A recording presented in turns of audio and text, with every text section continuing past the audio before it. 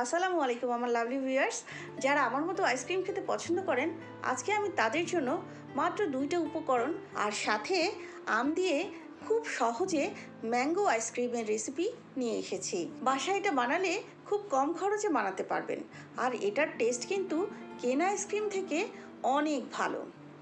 আমি যখন থেকে এটা বানানো শিখেছি তখন থেকে আর বাইরে থেকে আইসক্রিম কিনতে হয় না। আশা করি আমার রেসিপি ফলো করে আপনারাও এই দারুণ মজাদার আইসক্রিমটি বাসায় বানাতে পারবেন। চলুন তাহলে ভিউয়ার্স, আমরা মূল রেসিপিতে চলে যাই। প্রথমে আমি একটা হাঁড়িতে 300 ml মানে 1 কাপ থেকে একটু বেশি ঘন ক্রিম নিয়ে নিচ্ছি। এখন এর মধ্যে দিয়ে দিচ্ছি 1 কাপ পরিমাণ ম্যাঙ্গো পিউরি আর অ্যাড করছি 1/2 কাপ পরিমাণ চিনি। এখন এই সবগুলো উপকরণ খুব ভালোভাবে মিশিয়ে চুলায় বসিয়ে দিচ্ছি। ভিউয়ার্স, এমনভাবে ম্যাঙ্গো পিউরি বানাতে হবে যাতে ভেতরে কোনো আঁশ বা লাম্পস না থাকে। চুলার আঁচ মিডিয়াম রেখে ঘন ঘন নেড়ে জাল করে নেব। চিনি গলে যাবার পরে আরও 2 থেকে 3 মিনিট জাল করে চুলা থেকে নামিয়ে একটা বাটিতে নিয়ে নিচ্ছি। ভিউয়ার্স, এই মিশ্রণটা জাল দিয়ে একদম ঘন করার দরকার নাই। এখন এটাকে ঠান্ডা করে ঢেকে 2 ঘন্টার জন্য নর্মাল ফ্রিজে রেখে দিব। 2 ঘন্টা পরে বের করে নিয়েছি। এখন একটা ইলেকট্রিক বিটার দিয়ে মিডিয়াম স্পিডে 1 মিনিট বিট করে নিচ্ছি। এখন এর মধ্যে আমি অ্যাড করছি 1 চা চামচ পরিমাণ ভ্যানিলা এসেন্স। এবার আমি আবারও 2 থেকে 3 মিনিট বিট করে নিচ্ছি। এই ভ্যানিলা এসেন্স অপশনাল। ভিউয়ার্স, আপনারা চাইলে বাদ দিতে পারেন।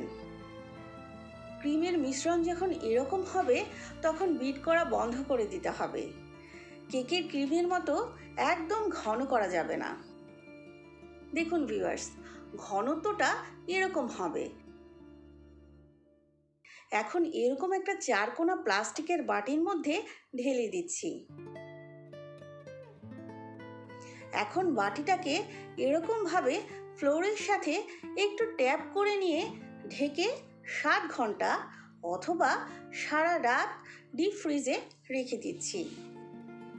সারা রাত ডিপ ফ্রিজে রাখার পরে আমার আইসক্রিম একদম রেডি। দেখুন ভিউয়ার্স, এটা একদম জমে গেছে আর কতটা ইয়ামি হয়েছে দেখতে। দেখেই কিন্তু খেতে ইচ্ছে করছে। এখন আমি সার্ভ করে নিচ্ছি।